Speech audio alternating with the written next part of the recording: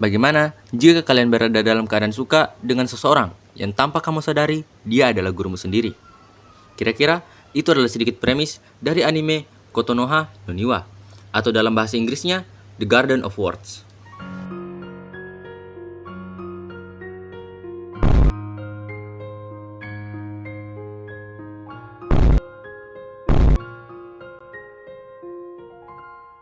Dan untuk anime movie dengan durasi 40 menitan lebih ini, mari kita sejenak mengganti vibes kita.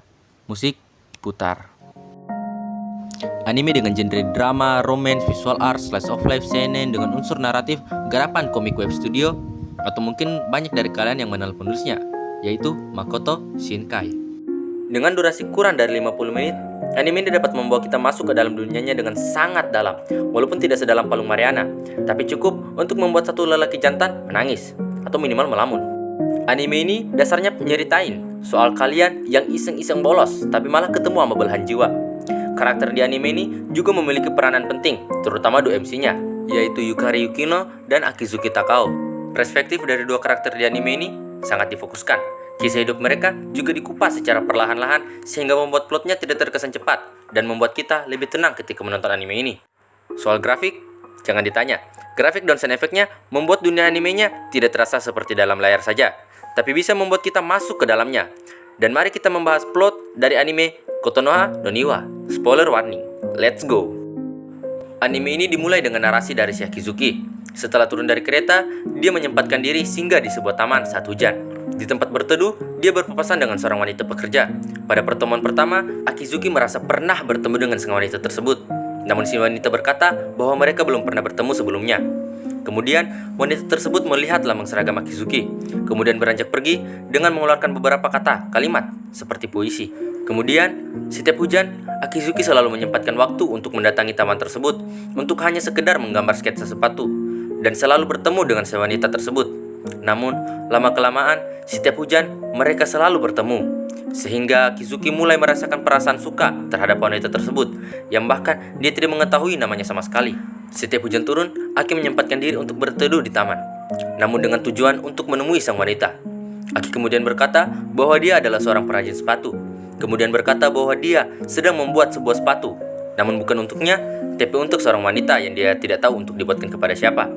Kemudian sang wanita dengan sangat hati mau untuk kakinya dijadikan model untuk sepatu Akizuki. Dan musim panas pun tiba.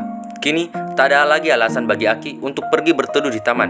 Mereka hanya bertemu sesekali ketika hujan. Dan dari libur musim panas sampai selesai libur musim panas, mereka tidak bertemu sama sekali. Sampai ketika libur musim panas selesai, ketika berjalan di koridor sekolah dengan kode temannya, Aki tidak sengaja berpapasan dengan sang wanita. Yang ternyata sang wanita adalah guru Yukino, guru sastra di sekolahnya. Dia tidak mengetahui soal sang guru karena memang sang guru tidak mengajar di kelasnya. Yukino selama ini juga tidak pernah masuk ke sekolah. Dia datang saat itu untuk mengajukan pengunduran diri. Temannya mengatakan ke Aki bahwa Yukino sempat disukai oleh kakak kelas 3. Namun, pacar dari sang pria menuduh Bu Yukino yang menggodanya, sehingga membuat reputasi Yukino di sekolah menjadi rusak dan terlalu takut untuk datang ke sekolah dan memutuskan untuk membolos di taman. Aki kemudian mendatangi sang wanita yang menjelekkan reputasi Bu Yukino dan berkelahi dengan kakak kelas yang sedang bersamanya. Kemudian, dia mendatangi Yukino di taman, dan dia membalas kalimat puisi dari Yukino pada awal pertemuan mereka. Kemudian, hujan pun turun. Sempat berteduh di tempat mereka seperti biasanya, Yukino kemudian memutuskan untuk mengajak Aki ke rumahnya untuk mengeringkan pakaiannya di sana.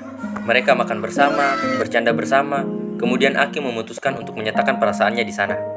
Yukino terdiam, kemudian berkata seolah mereka hanya semurid dan guru, dan memberitahukan kepada Aki bahwa minggu depan dia akan pulang ke kampung halamannya untuk pindah mengajar di sana. Aki yang merasa sedih memutuskan untuk pulang. Yukino yang sendirian mulai merenung sampai menyadari bahwa perasaannya ke Aki bukan sebagai murid, tapi dia benar-benar mencintai Aki. Dia kemudian berlari menuruni tangga dan melihat Aki merenung di tangga. Aki kemudian berkata bahwa jika ada seseorang yang ia benci, itu adalah Yukino. Sambil terus mengeluarkan kata-kata hinaan kepada Yukino, mereka berdua menangis. Yukino kemudian berlari memeluk Aki dan mereka berpelukan dengan erat, disusul dengan hujan yang mulai meredah. Di akhir film, Yukino tetap pergi ke kampung halamannya untuk mengajar di sana, dan Aki menjalani sekolah dan kesehariannya seperti biasa. Di post credit scene terlihat Aki yang mendatangi tempat biasanya ia bertemu Yukino dan meletakkan sepatu yang dia buat khusus untuk Yukino di sana. Tamat. Gimana? Saya awalnya bilang anime ini cuma berdurasi kurang dari 50 menit. Tapi cerita yang dibawakan oleh anime ini benar-benar padat dan saya sendiri sangat menikmati vibes dari animenya. Ya, walaupun saat scene Aki menyatakan perasaannya ke si Yukino, saya sempat banting diri di kamar. Dan khusus kali ini, segmen review opening dan waifu rating kita hilangkan. Tapi jujur, untuk penilaian MC-nya, saya kasih 9 untuk si Aki dan 10 untuk Yukino.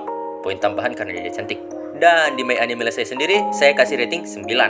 Dan untuk skor animenya sendiri, mendapatkan poin yang cukup bagus, yaitu 7,90. Tidak terlalu mengherankan kan?